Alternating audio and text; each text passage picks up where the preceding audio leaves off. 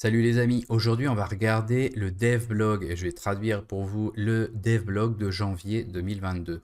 C'est quelque chose qu'il a publié en février, le 11 février, et c'est un résumé de tout ce que l'équipe a fait pendant le dernier mois. Donc il y en aura un en mars pour celui de février, et là on va regarder celui de janvier, on a toutes les informations. Donc évidemment, tout est en anglais, donc c'est pour ça que je suis là pour vous le traduire un petit peu. Donc il commence avec une intro, où il dit que, bon, évidemment, avec les problèmes qu'ils ont eu, il y a eu deux hacks, un du Discord et un du Sylve.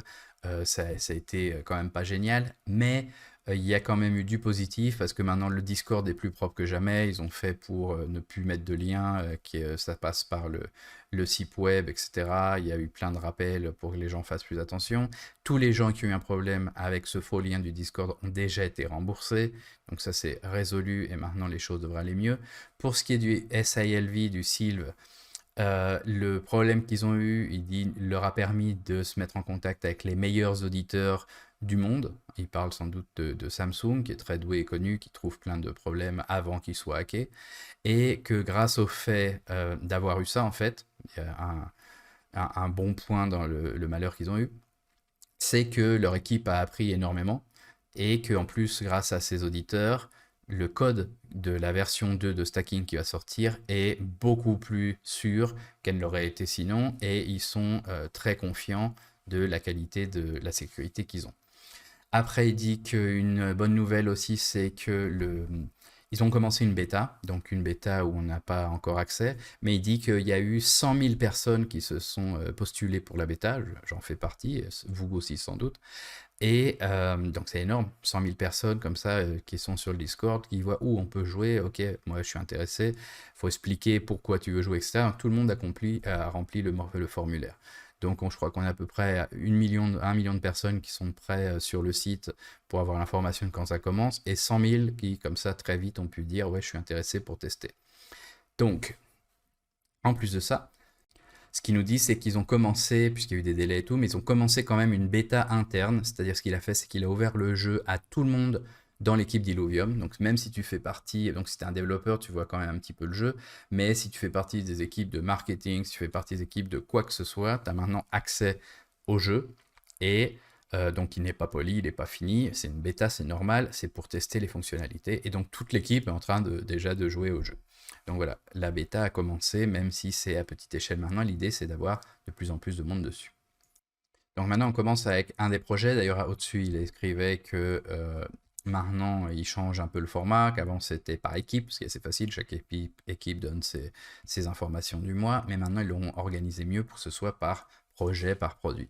Donc on commence avec l'arène d'Illuvium. L'arène d'Illuvium qui a un nom temporaire, qui peut rester ou pas, mais il insiste sur le fait que c'est vraiment temporaire, pour l'auto-battler, hein, pour le TFT, etc., la partie de jeux de combat sur échiquier qu'ils font. Donc, ce qu'ils trouvent le plus intéressant pour le mois, c'est le survival mode, le mode de survie. Il insiste beaucoup sur le fait que le moteur de combat est prêt, ou presque prêt, et il dit qu'il peut vraiment pas insister suffisamment sur le fait que c'est extrêmement important. Ils ont créé un mode de jeu qui est complètement déterministique, c'est-à-dire c'est pas probabilistique, c'est-à-dire c'est pas des probabilités. Si tous les personnages sont exactement au même endroit, le résultat sera toujours le même. Il n'y a pas 5% de chance que ça passe d'une autre manière. Non, c'est complètement déterministique et c'est calculé par le serveur, il en parle après. Donc voilà.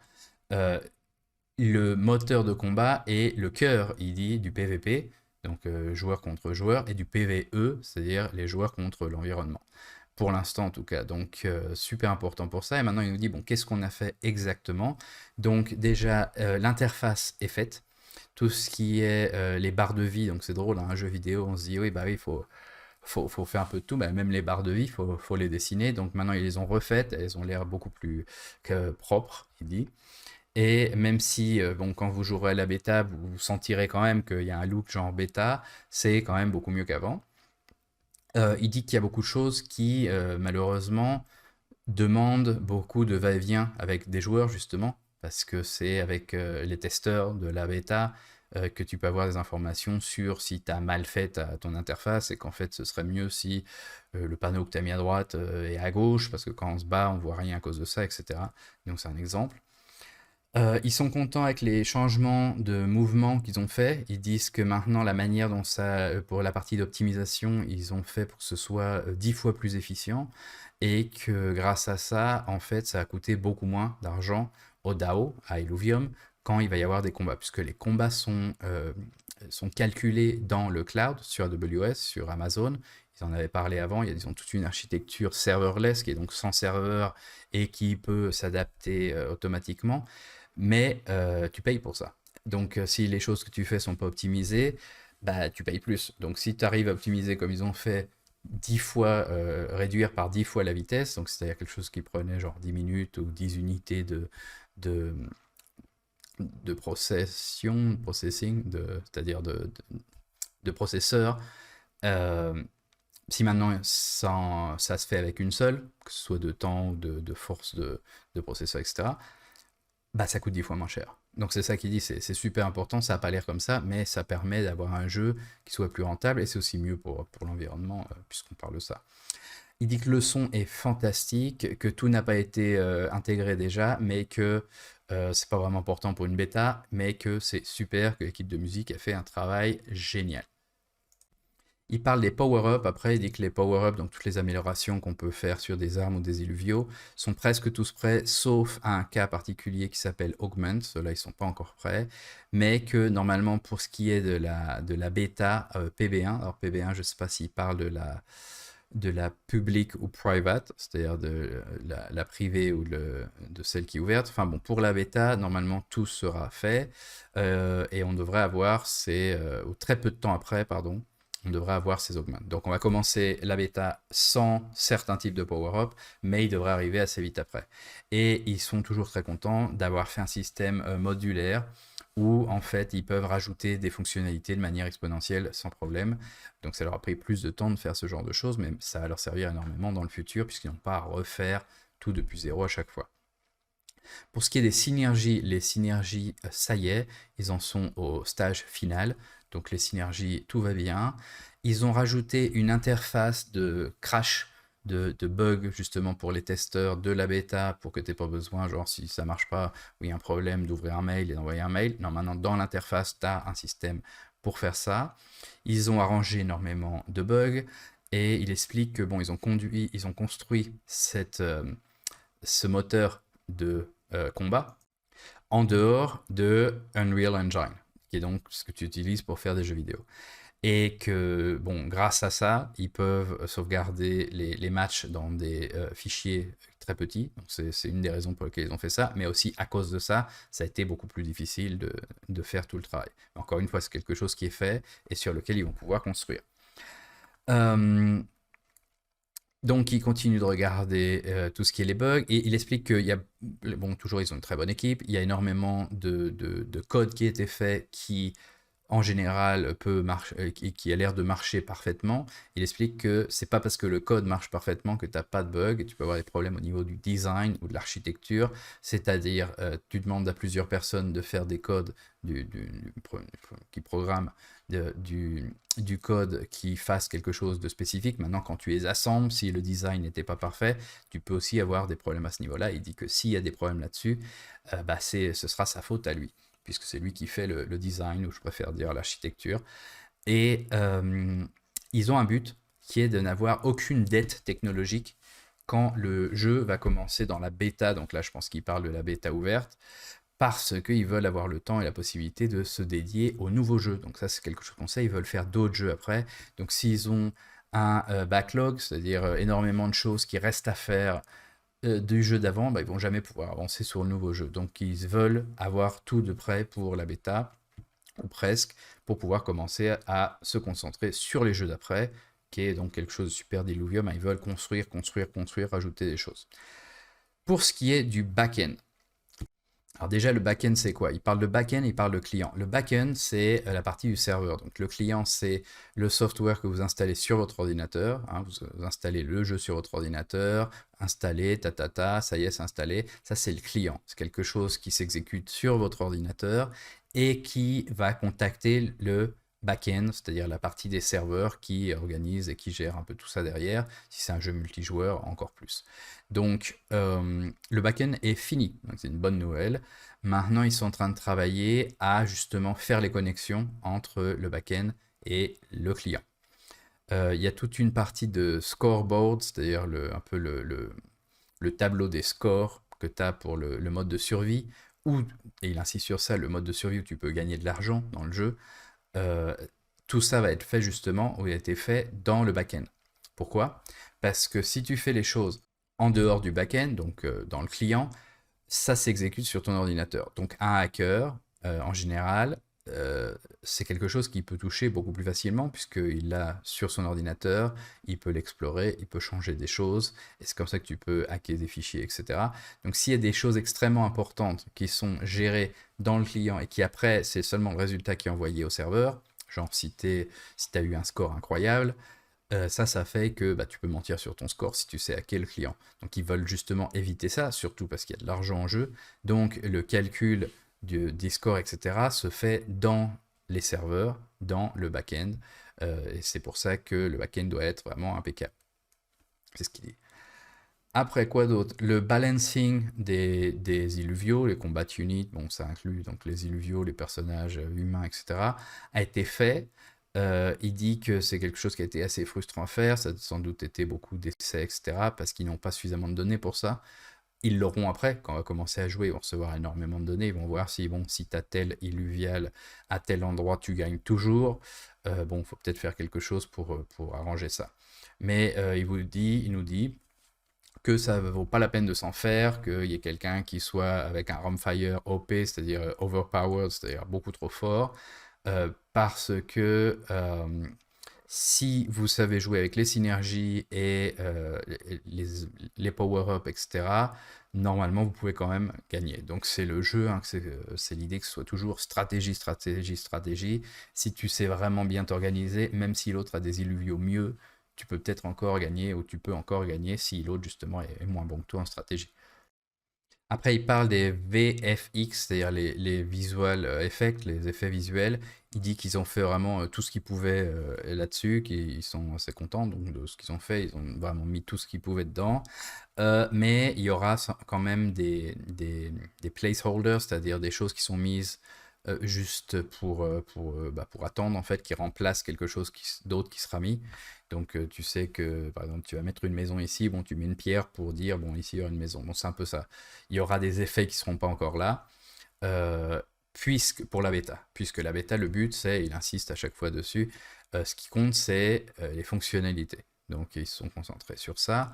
Et pour avoir vraiment des effets visuels, comme ils veulent en avoir après au plus haut niveau, il leur faudra une grosse équipe d'effets visuels qu'ils n'ont pas encore. Donc c'est quelque chose qui sera rajouté de plus en plus après, au fur et à mesure qu'ils auront une équipe plus grande pour faire le combat plus immersif, puisqu'on est toujours dans la partie de l'auto-battleur. Mais maintenant, on en sort, et on va parler de l'Overworld, Illuvium Overworld.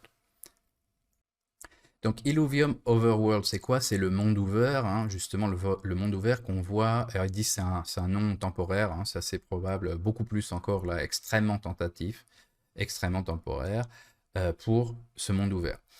Ce monde ouvert qui a été montré dans la bande-annonce, le trailer qu'ils ont fait l'année dernière, que vous pouvez voir aussi sur ma chaîne ou sur la chaîne d'Illuvium. Sur ma chaîne, j'ai fait des voix, j'ai mis où étaient les cinématiques et où était l'auto-battler et où était le monde ouvert justement en bas, et des sous-titres en haut.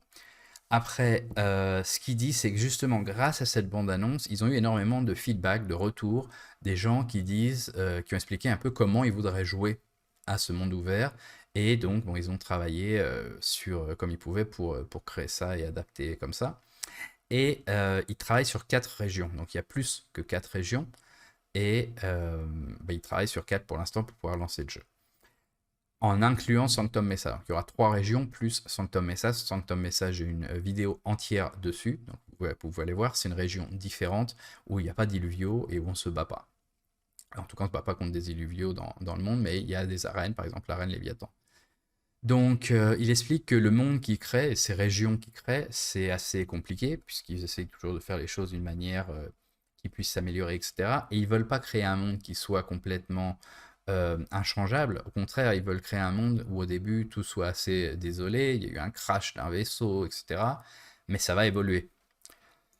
Hein, donc on arrive et tout est toxique, désertique, sauvage. Et bon, bah, c'est bien comme ça de créer le monde comme ça, mais après ils veulent que petit à petit des villes se fassent, qu'il y ait une évolution dans le jeu. Et bah, ça se fait pas tout seul. Il faut qu'il crée ce monde en le faisant d'une manière qui va pouvoir évoluer. Il explique que c'est plus difficile. D'ailleurs, par exemple, on va commencer avec un vaisseau complètement détruit qui vient de s'écraser. Et après, petit à petit, ça va devenir l'arène Léviathan, où on va se battre avec nos illuviaux sans qu'il y ait de normalisation, c'est-à-dire sans qu'on ait toutes les améliorations du type d'illuvial qu'on utilise. Donc si on a un illuvial niveau 1, évolution 1, on n'aura pas l'évolution 2. Dans les autres arènes qui sont normalisées, qui sont pour la compétition, par contre, oui, ce sera comme ça, j'ai des vidéos aussi là-dessus. Donc après, il dit, bon, on a travaillé sur quoi pendant ce mois-ci pour ce qui est donc du monde ouvert. Donc voilà ce qu'ils ont fait. Ils ont travaillé sur des problèmes pour la partie d'excavation qu'il y a, pour que ce soit plus amusant et que ça réponde mieux aussi quand on y joue. Ils ont créé une heat map, donc ils ont créé une carte de température et des améliorations générales des cartes pour, par exemple, avec cette marque une carte de température, donc c'est quelque chose qui va aller, par exemple, de blanc à rouge. Donc s'il n'y a pas beaucoup de quelque chose, ce sera blanc ou jaune. S'il y en a beaucoup, ce sera orange, orange foncé ou rouge. Et ça va vous permettre de voir où il y a le plus de choses à attraper, de choses à faire. Donc vous pourriez utiliser ça, et au lieu de vous promener dans une galerie sans fin, vous pourriez regarder le plan et voir où c'est l'endroit le plus intéressant pour aller pour pouvoir grandir et monter en niveau plus vite dans le jeu.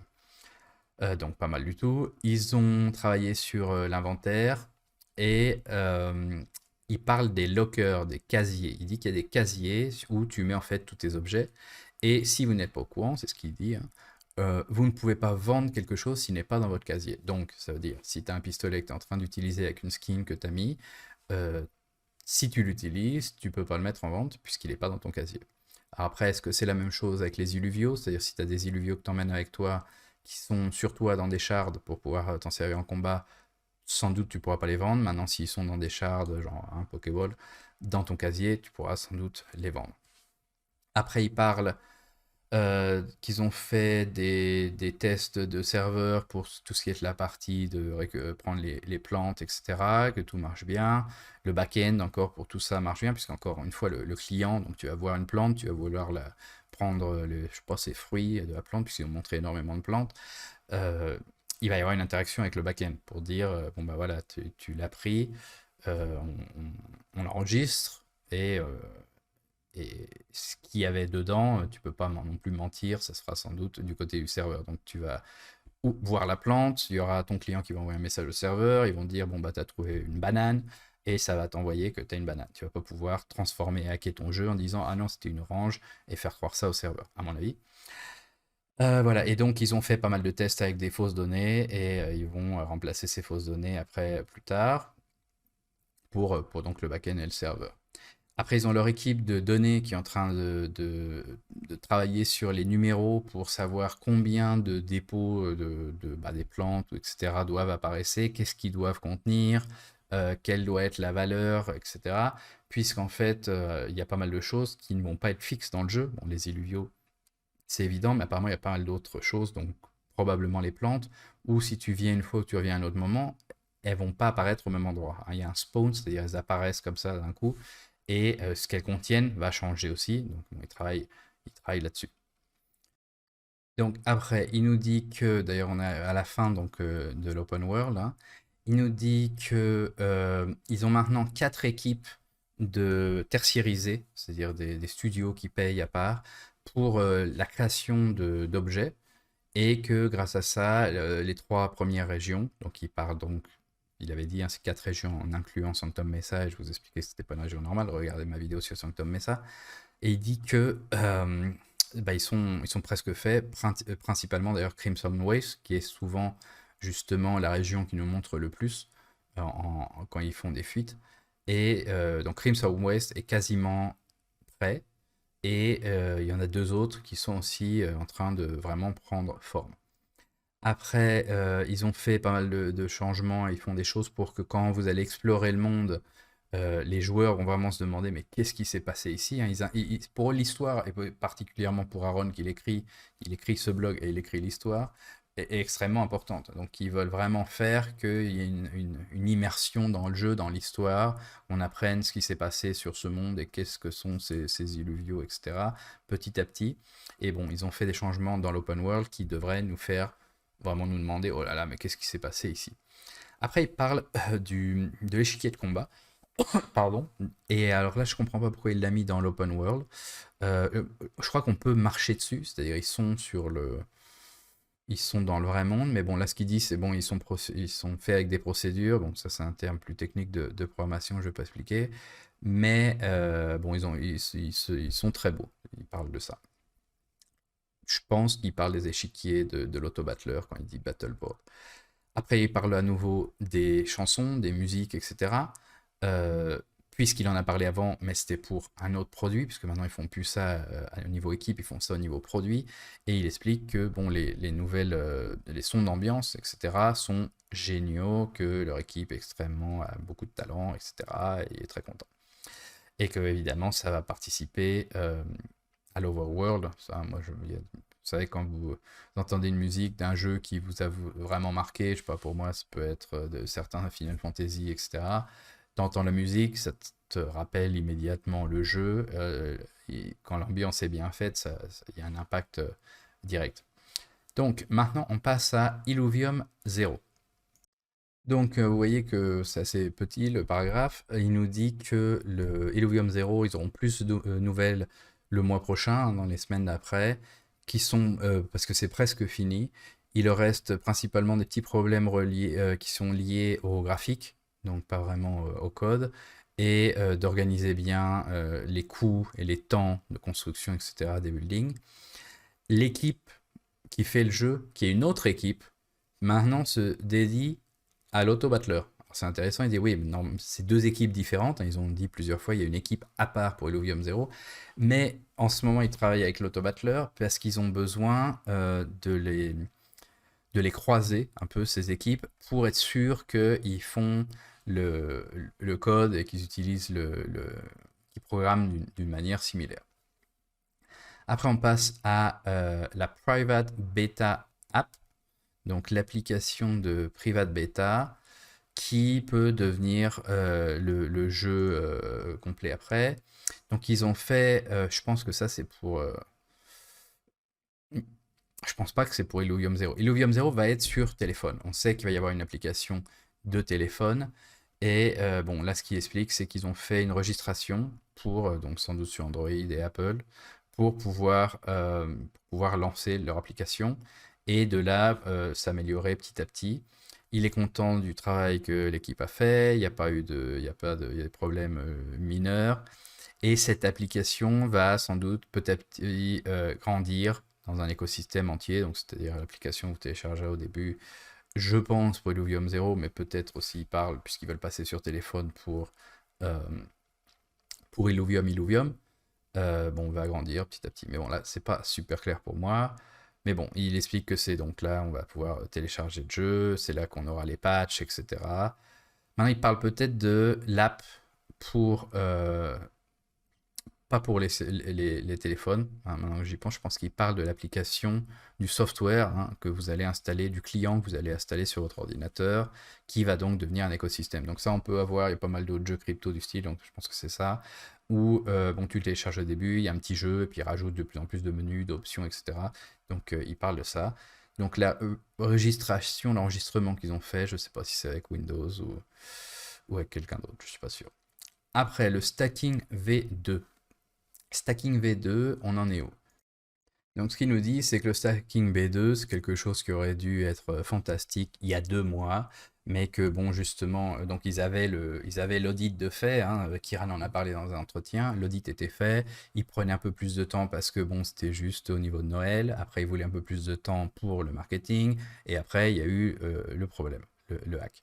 Donc, puisqu'il y a eu ce hack, il en parlait avant aussi, et il y a eu les audits qui ont dû être refaits, Samsung, là, il le nomme, est en train de revoir justement le code. L'équipe espère et pense qu'il ne va pas rien trouver. Ça voudrait dire que ça y est, vous êtes prêts à partir, les amis. S'il trouve quelque chose, bah, faut changer le code, retester tout, revoir tout. Après, il va devoir rechercher encore.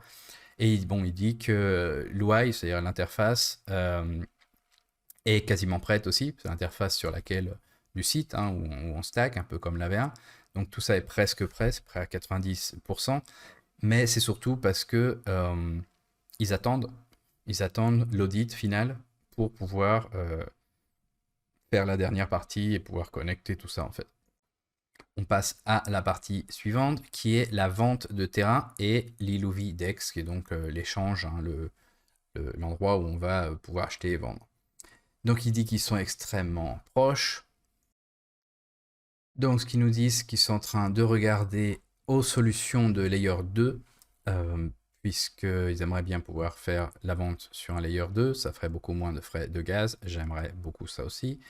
Il dit que s'ils peuvent trouver une bonne solution de L2, de layer 2, dans ce cas-là, ils vont pouvoir pas sortir toutes les applications, toutes les options immédiatement pour l'Iluidex, etc.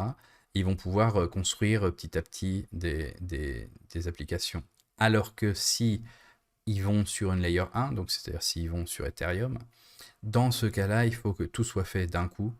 Et il dit que c'est pas forcément une mauvaise chose, mais ils vont pas pouvoir avoir autant d'itérations, ils vont pas pouvoir tester, refaire des choses et les changer. Il faut que tout soit impec immédiatement. Donc voilà. Après, une autre partie d'intégration qui a été faite, c'est bon, ils ont fait, je vais passer assez vite là-dessus, ils ont fait un système pour que, surtout pour eux, puisque c'est des queries, pour que leur équipe de front-end puisse avoir, bon, l'équipe de front-end, c'est ceux qui font le site web du côté client, c'est-à-dire du côté Google Chrome, donc c'est souvent avec JavaScript, et donc HTML, CSS, JavaScript, CSS, et normalement, bon, ça dépend, il y a des full stack développeurs qui font un peu tout, mais une équipe de front-end ne touche pas au back-end. Donc, c'est-à-dire, ils ne touchent pas au serveur, etc. Donc, ils vont avoir des fonctions normalement à la place qui peuvent appeler ou qui doivent appeler en fonction des interactions qu'il y a sur le site web. Certaines de ces interactions peuvent être justement liées au Web 3.0, hein, donc à des choses qui utilisent le JavaScript pour interagir avec la blockchain, ou avec bon, des interactions qui se font sur le serveur. Donc bon, cette chose est faite, donc c'était pas facile, mais ça marche, c'est ce qu'il nous dit. Et alors là, c'est intéressant parce qu'il nous dit que bon, tout dépend du stacking V2 qui doit se passer avant pour que, parce qu'il avait dit avant, dans une interview, même si Kiran disait pas la même chose, il a dit qu'en fait, la vente de terrain et le stacking V2 n'étaient pas liés. Ce qui est assez logique pour moi, mais bon, Kiran disait que si c'était lié. Et là, il y a une raison maintenant, c'est qu'il faut finir le stacking pour que les gens puissent récupérer leurs sylves pour qu'ils puissent les utiliser dans la vente aux enchères, puisqu'il y a pas mal de gens, et je m'inclus, qui ont justement des sylves pour pouvoir acheter des terrains ou des sylves ou jouer dans le jeu. S'ils font la vente de terrain et que le stacking V2 est pas fait et qu'on n'a pas récupéré les sylves, eh ben, on ne peut plus participer. Donc ce sera un gros problème quand même. Donc voilà, c'est pour ça qu'il y a une cascade de dépendance comme ça. On va passer maintenant aux Iluvitar. Bon, les Iluvitar, que des bonnes nouvelles, hein. Ce qui pensait qu'il allait prendre le plus de temps, c'est la création des images qui sont en super haute définition, qui sont belles, qui doivent avoir les différents, comment on dit en français, les layers, les calques, pour pouvoir mettre les lunettes, pour pouvoir mettre les différents éléments que tu peux rajouter sur tes Iluvitar. Et donc tout ça c'est prêt en fait. L'équipe de dessin était impec, ils sont arrivés à l'heure, ils ont tout fait comme il fallait. Donc maintenant tout est prêt à ce niveau-là, mais tout n'est pas prêt en dehors. Mais dit que c'est une bonne chose, ça leur permet de faire des petits tests. Et que la partie de Solidity, c'est-à-dire la partie de code sur la blockchain, du smart contract pour utiliser ces images, n'est pas aussi avancée, mais que ça ne devrait pas être un problème et que l'interface, la UI, avec laquelle vous allez interagir avec vos Iluvitar, est presque finie. Maintenant, on passe au dashboard. Donc, le dashboard du DAO. Le dashboard du DAO, c'est pour tout ce qui est gouvernance, tout ce qui est vote et information liées au DAO. Donc, il dit que la majorité des gens n'est pas au courant de la création de ce dashboard. Il y a eu des leaks, il y a eu des fuites qui étaient très intéressantes, qui m'ont plu beaucoup, où puisque Illuvium a un conseil, et il y a eu des fuites où ils montrent que quand il va y avoir un vote du conseil, au lieu de voir simplement les votes des conseillers, des Illuminati, je crois qu'ils les appellent, euh, ils vont aussi donner l'option à la communauté de voter, comme on peut voter justement pour élire les conseillers. Donc ça va être très intéressant, puisque, pardon, en tant qu'humain du DAO normal, on va pouvoir montrer ce qu'on pense des choses en votant nous-mêmes. Mais le conseil n'est absolument pas tenu de suivre ça. Donc ça, c'est super intéressant, puisqu'on va pouvoir voir si le conseil vote des choses contre l'avis de la communauté. On va pouvoir voir si après la communauté punit le conseil en ne votant plus pour les personnes qui ont voté contre ce que voulait faire la communauté.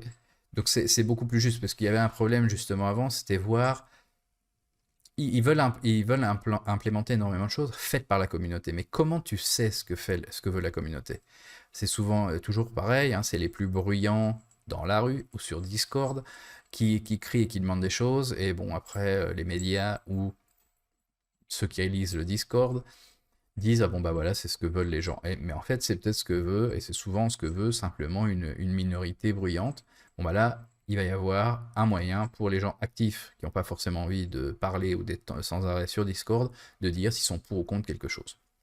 Et ça peut aider évidemment le conseil à décider sur ce point. Puisque si on voit que 80 des personnes, 80% de la communauté est contre une idée qui, initialement, en lisant le Discord, était l'idée d'une personne, et tout le monde pensait que, parce qu'il y en a deux qui ont dit ah oui c'est bien, ils pensaient que c'était ce que voulait la communauté, bon normalement le conseil ne devrait pas voter ça, il devrait pousser un peu plus le dialogue pour voir ce qui s'est passé. Donc voilà, donc ils font une interface pour ça, l'interface est presque finie, et il va y avoir donc le dashboard pour pouvoir voter, pour pouvoir mettre les propositions, etc. Donc ça, ils sont en train d'en faire, je trouve que c'est super. Après, il a des updates générales, mais on est déjà près de la fin. Des updates sur l'histoire. Donc l'histoire nous dit, bon, c'est l'histoire du jeu, donc je peux pas vous en dire trop, mais ils ont fait encore, ils ont tertiarisé les cinématiques pour la phase initiale. Alors, je vous traduis ça un peu mieux. Ok, donc là j'ai bien tout vu. Donc ce qu'il nous dit, c'est que ils ont commencé la tertiarisation avec un studio de cinématiques, puisque ce qu'ils veulent faire, c'est une série. Bon, ils ont l'air d'être plutôt intéressés par des films plutôt qu'une série. Vous voyez les séries qui étaient faites d'Arkane, League of Legends qui est sur Netflix. Bon, c'est un peu l'idée. Ou si vous voyez Witcher, etc. Donc des jeux vidéo qui sont devenus des séries, des films, des choses à l'écran, sur les tablettes, maintenant les téléphones. Et donc il dit qu'ils ont suffisamment d'histoire pour faire 3 films. Genre Le Seigneur des Anneaux, donc quand même pas mal. Bon, sans compter le Hobbit. Et dans le jeu, ça a toujours été dit dans les interviews, etc. Dans le jeu, on va voir simplement une fraction de l'histoire. Mais on aura les films pour en apprendre plus. Donc ça, c'est intéressant. Moi, au niveau DAO, les revenus d'un film par rapport aux revenus de jeux vidéo peuvent être intéressants, mais devraient quand même être moindres. Par contre, ce qui est intéressant, c'est que ça fait un cercle vertueux où quelqu'un qui a vu le film après se dit oh bah dis donc, si je peux jouer à ça c'est sympa, puisque tu t'es peut-être attaché justement à ce monde, surtout si c'est en 3 films, bah, ça sera au moins sur 3 ans. Donc ça fait que ceux qui ont vu le film regardent le jeu, ceux qui sont sur le jeu évidemment vont voir le film, donc bon, les deux se poussent un peu l'un l'autre, et ça rapporte encore plus de revenus pour le DAO. Donc il dit qu'ils font ce qu'ils peuvent. Il avait dit qu'il parlait avec un pro des scénarios comme ça, pour faire des petits changements pour que les gens pleurent. Donc voilà, donc ils vont tuer des gens qu'on aimera bien sans doute, ils veulent que ce soit triste, ils veulent que les gens pleurent. Je trouve pas ça mal, souvent quand tu as pleuré pour un film, tu t'en souviens mieux. Donc maintenant, il faut y arriver, c'est quand même pas quelque chose de très facile. Update, mise à jour suivante, il nous dit, voilà, la gouvernance. Alors la gouvernance, c'est donc l'administration de tout ça. Il dit que bon, en janvier, ça n'a pas été du tout le focus, hein, mais qu'il devrait, c'est-à-dire il n'y a eu aucune proposition, ou quasiment aucune, hein, à part celle du hack. Mais en février, il devrait y en avoir plus. On est quand même bien avancé en février et il n'y en a pas eu, que je sache, hein. On est fin février et il n'y a pas eu de proposition. Donc ça, c'est ce qu'ils pensaient en janvier, mais finalement, ce sera sans doute pour mars. Euh, quoi d'autre? Après, ok. Donc il dit qu'en fait, pour ces propositions qui seront faites, on a peut-être plus d'informations que lui, puisque c'est nous qui votons, même si eux, ils votent aussi. Et bon, ça l'intéresse. Enfin, il fait une blague qu'un jour on comprendra, il dit, où il dit qu'on a plus d'informations sur ce qui va se passer que lui, que c'est assez rare, c'est le cas. Pas super clair pourquoi, mais bon, il nous dit qu'un jour on comprendra pourquoi. Maintenant, on passe au marketing. Alors, quand ça c'est intéressant, le marketing, franchement, quand j'ai commencé à lire, j'avais pas beaucoup d'intérêt. En fait, c'est super intéressant. Ah, c'est une des parties les plus intéressantes. Donc, si vous êtes arrivé jusque-là, vous avez bien fait d'être resté jusque-là. Marketing, grande nouvelle pour Illuvium. Qu'est-ce qu'ils ont fait? Donc déjà, ils ont fait des vidéos on caméra, donc je pense qu'ils se montrent eux-mêmes, où ils font une présentation de la bêta 1, mais aussi une présentation pour ce qui va être la vente de terrain, pour expliquer comment ça se passe. Donc ils ont fait des vidéos pour ça. Ils vont avoir plein de vidéos pour expliquer aussi le stacking V2, des vidéos de publicité, des interviews, donc des entretiens, des clips d'entretien. PR, normalement, c'est Public Relations, c'est-à-dire donc des interactions, je pense, où ils vont parler, et des tutoriels officiels. Donc tout ça, ils sont en train de faire. Donc ça, c'est super, c'est plus que du marketing, hein, c'est génial. Mais alors là, j'adore la partie d'après. Donc, grande information, marketing, Illuvium est devenu partenaire avec une nouvelle guilde qui a plus d'1 million de membres. 1 million de membres, c'est beaucoup. Donc, il dit pas le nom, c'est quand même dommage. Donc, on sait qu'il y a que le YGG, Guild Group, est un partenaire. Je crois pas qu'ils ont 1 million de joueurs, je sais pas. Enfin, il aurait dit le nom si c'était quelque chose qu'on savait déjà. Et donc, en plus, ils ont fait un partnership, un accord avec Travala.com. Donc, Travala.com, il nous dit, c'est le numéro un pour réserver, c'est donc une agence de voyage, hein, pour réserver des hôtels avec des cryptos. Et il nous dit, bon, ça c'est vraiment pour le futur, mais ça va être crucial pour vous donner un moyen facile et abordable de payer les voyages pour les événements. Donc il prévoit déjà les grandes compétitions, les événements, etc. Et comment les gens vont se loger. Et si vous êtes devenu très riche en crypto, mais que vous n'avez pas forcément pardon, toujours le Covid, des cartes de crédit ou bon, un moyen d'avoir de l'argent pour utiliser un site un peu plus connu, bon bah voilà, ils ont déjà une alliance pour faire ça. Donc c'est sympa, ça nous donne quand même une vision sur, bah, avec Illuvium, après on va voyager pour les compétitions, sans doute pour les réunions annuelles, etc. Donc intéressant, ça donne envie, on va voir ça. Business et partnership. Donc là, il parle d'autres partnerships. L'autre, il l'a inclus dans le marketing. Ils ont eu 160 postulants pour des partnerships d'influenceurs. Alors la question, c'est où était l'application? Je me souviens plus. Non, si, je me souviens. Il y a eu un formulaire à un moment, je crois. Et je crois que j'avais eu pas mal de problèmes à l'obtenir. Et après, il me semble que je me suis mis. Et donc, il y a eu 160 personnes qui sont mises, ça avait été partagé par Andrew. Donc, ils ont sélectionné les meilleurs des meilleurs. Donc, il y en a plusieurs, évidemment. Il y a plusieurs aspects. Donc, d'un côté, c'est ceux qui veulent se dédier à Illuvium, comme moi. C'est pour ça qu'on a le cercle crypto qui est sponsorisé par Illuvium. C'est notre sponsor principal. Et sinon aussi, bon, il y a d'autres YouTubers qui sont en dehors du cercle d'Illuvium pour justement rapporter des nouvelles perdues et ramener plus de gens. Donc en ce moment, il dit qu'ils ont 17 influenceurs sur 6 langages, donc ça inclut le français, et ils vont bientôt rajouter des nouvelles manières pour avoir plus d'influenceurs d'une manière plus pratique et sans doute pour essayer d'atteindre ceux qui ne connaissent pas forcément Illuvium, et ils pensent qu'on va adorer ça.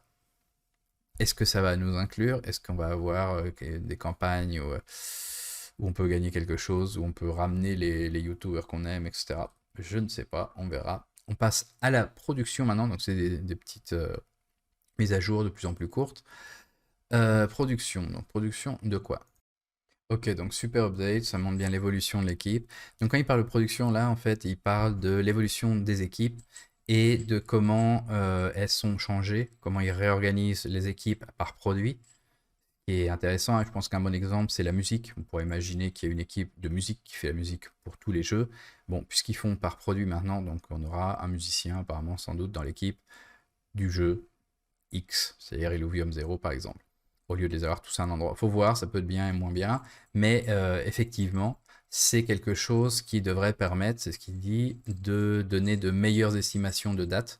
C'est sûr, si toi tu es l'équipe d'Illuvium 0 et que tu n'as pas accès à l'équipe de musique et que tu peux pas lancer ton jeu sans musique, mais que l'équipe de musique travaille sur l'autre jeu, bah, tu es complètement bloqué. Maintenant, si tu as quelqu'un de l'équipe, une équipe plus agile, avec des profils un peu de tous les styles dedans, tu sais que ce mec-là, il va travailler sur tes musiques, tu peux calculer combien de temps et lui demander combien de temps il lui faut pour faire ce dont tu as vraiment besoin, et tu vas pouvoir donner de meilleures estimations de quand tu seras prêt.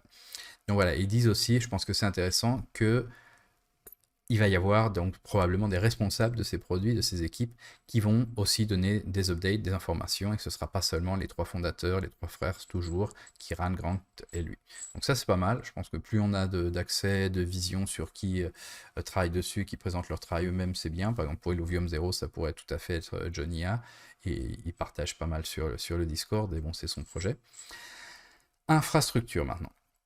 Donc, leur priorité, évidemment, c'est la sécurité. Donc, les améliorations de sécurité sont faites. Ils disent que l'équipe, maintenant, il dit maintenant, il y a une équipe. C'est-à-dire maintenant, il y a une équipe de sécurité qu'avant, il n'avait pas personne, quelqu'un vraiment dédié seulement à ça, sans doute, a fait un super travail pour que ça marche d'une manière propre et sans grain de sable, on va dire, smoothly.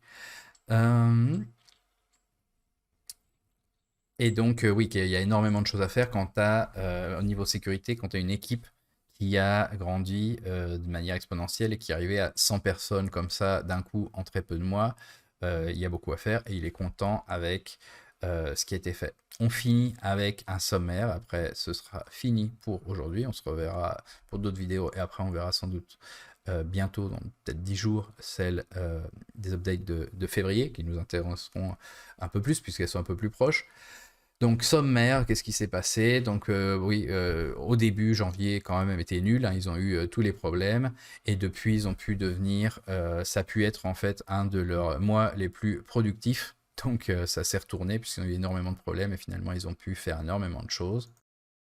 Donc il dit qu'ils ont pu donc être très productifs, mais qu'avec les délais qu'ils ont eu, ils ne pourront pas respecter les deadlines, les dates qu'ils avaient données. Donc le jeu ne sortira pas en mars, alors qu'il devait sortir en mars, il va être repoussé encore. Mais ils disent qu'ils ont une solution qui devrait rendre tout le monde content. Et ça n'a pas l'air d'être la pré-bêta, puisqu'ils parlent de la pré-bêta juste après. Donc, je ne sais pas si c'est la pré-bêta, mais donc il y aurait peut-être autre chose qui va être une bonne nouvelle qu'on va aimer. Puisqu'il dit que, bon, en plus, ils vont sans doute ouvrir la bêta privée à tout le monde, en une bêta privée 3. Donc, la bêta privée 1, c'est, il me semble, celle de l'Auto-Battler. La bêta privée 2, c'est celle de l'Open World. Et la bêta privée 3, en fait, ce serait un moyen où tout le monde peut jouer et où c'est ouvert de plus en plus, qui leur permettrait aussi de tester comment ça se passe quand il y a beaucoup de joueurs.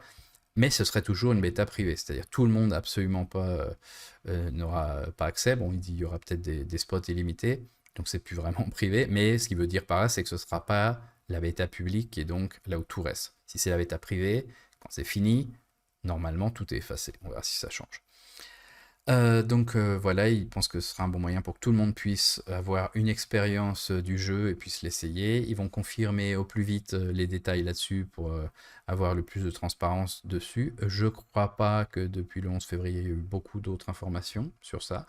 Ça a été mentionné dans des entretiens, mais c'est tout, il n'y a pas beaucoup plus.